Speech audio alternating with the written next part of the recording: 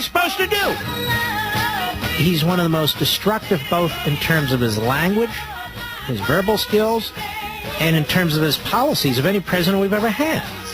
Well, it is a great honor for me to talk to one of the guys I admire enormously, Chael Sonnen. How are you, my friend? Mark, I'm so happy to be on the air. I'm doing well. I had a fight a couple weeks ago. I'm still a little sore, but I'm thrilled to be on the air with you.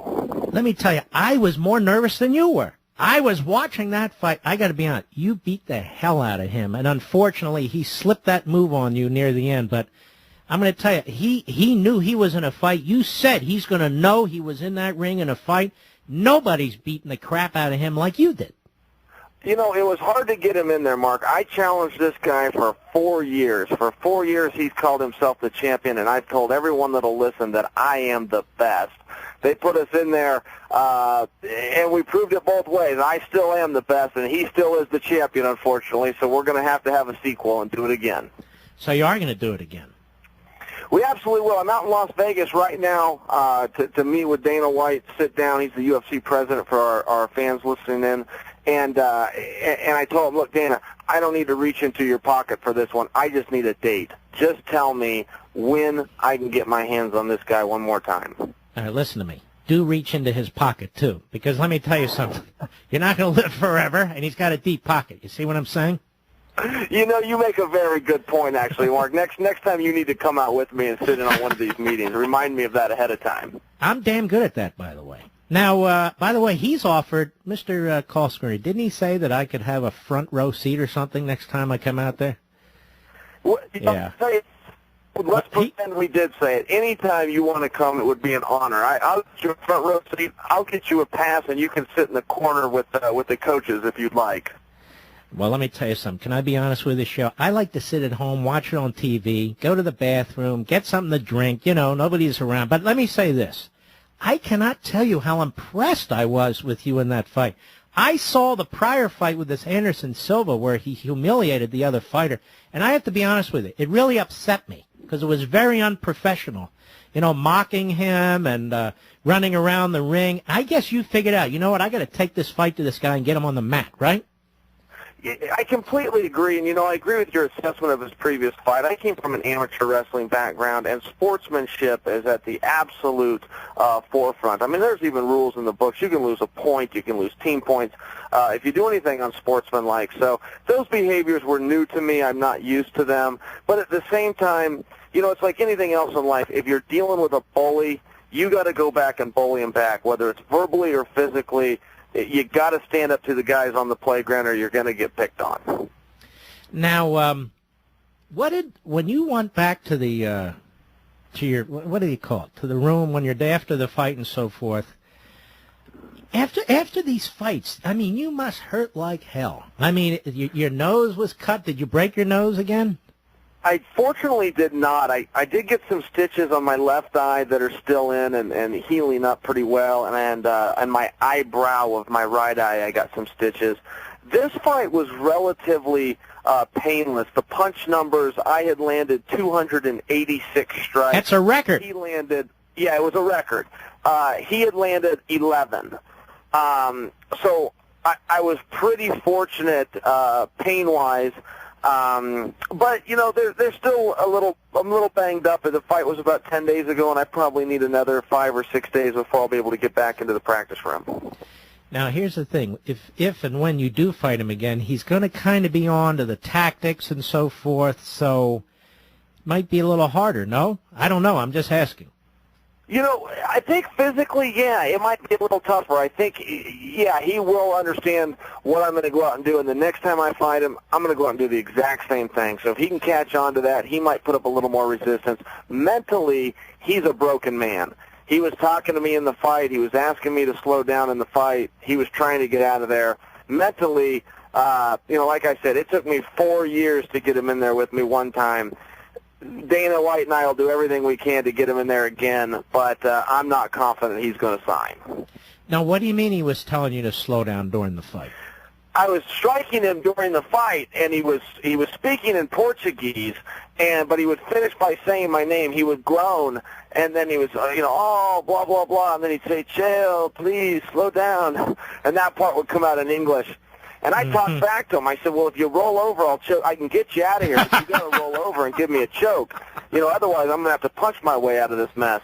And he rolled over a couple of times, but he was right on the edge of quitting. He just didn't quite do it. One time, the referee said, Anderson, if you don't respond, I'm going to stop the fight. Anderson didn't respond, and then he looked at the referee to say, hey, I thought you said you'd get me out of here. Then that was in the third round. We still had about another 10 minutes to go. And I'm guessing at the very end when he got that, what is that move called? The triangle? It's called a triangle choke, yeah. You're probably thinking to yourself while you're in, oh, for crying out loud. I beat the crap out of this guy, and he slips those legs. And by the way, that's his dangerous weapon, those legs. Yeah. Oh, absolutely. He stands about 6'3", which is very tall for our weight class. Most guys are 5'11" to 6 foot. He's very lanky. He's got good range. And I did. It's funny you said when he threw those legs up, I started praying right then, oh, God, please get me out of this. And at any rate, that's what dreams are made of. He pulled it off. And now, did Dana White say anything to you right after the fight when he ran up there? Dana was very excited at the match. Dana's number one priority as a businessman is excitement, and his number one priority as a fan, don't forget, Dana's a big fan of the sport, is heart. He wants guys to go out and fight and push through adversity, work hard, and really leave it all in the ring. He does not hide that. And so he was very pleased. I didn't know at the time what a great match it was. A lot of people are now calling it the greatest fight in UFC history. It is the greatest fight I've ever seen, and I watch this stuff over and over and over again. Absolutely the greatest fight. Yep. It's a very big compliment. But I didn't realize that at the time, Mark. I was so fatigued, and I'd been roughed up a little bit, and until you go back and watch it, I really couldn't figure out why everybody was complimenting me in defeat. They were patting me on the back and going, guys, do you realize I lost that fight? Yeah, but I'm going to tell you why. Because this guy, nobody's ever hit him in the face before. I agree. And you hit him, and boom, he went down, and everybody, what the hell was that? He knocked him down. They're like, what? They didn't give you a chance, and you're in there pounding and pounding and pounding. I mean, it was stunning. It really was stunning. Now, let me ask you a question. Sure. Do you comment on other fights coming up or not really? Absolutely. You've got this Frankie Edgar, who I really like, going up against B.J. Penn. Now, obviously he beat B.J. Penn. B.J. Penn is an unbelievable fighter, but Frankie Edgar, nobody thought he could win except me, right, Mr. Call Screener? I said I think Edgar can win this thing. This is going to be quite a little fight, don't you think? This is going to be a great fight. B.J. Penn is as good as they say he is. They say he's one of the best pound for pound, and he is. In fact, Mark, in the rankings, B.J. is still in front of Frankie Edgar, even though Frankie's the champ and just defeated him. With that said, B.J. Penn isn't the first world champion Frankie Edgar beat. Frankie just beat a gentleman named Sean Shirk, who is a former world champion. So I think that Frankie's on the rise. A lot of people just don't know. I don't know who's going to win this rematch. Either one of them could, and I would not miss it. Are you friends with a bunch of these guys, or do you all kind of keep your distance and just live your own lives?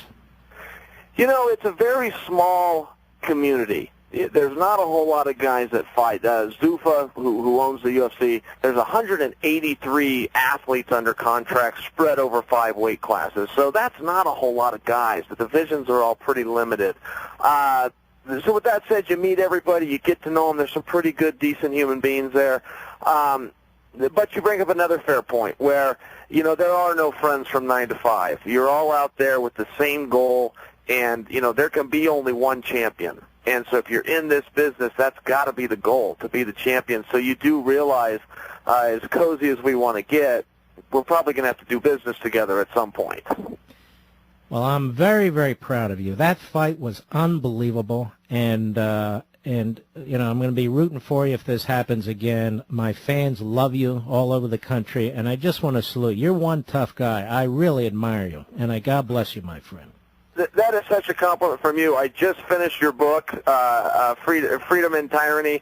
Liberty. I appreciated it, and if the whole world would just listen to you, we'd be in a lot better spot, Mark. Aren't you nice? All right, my friend. Well, God bless you. You take care. Thank you. Bye. Bye-bye.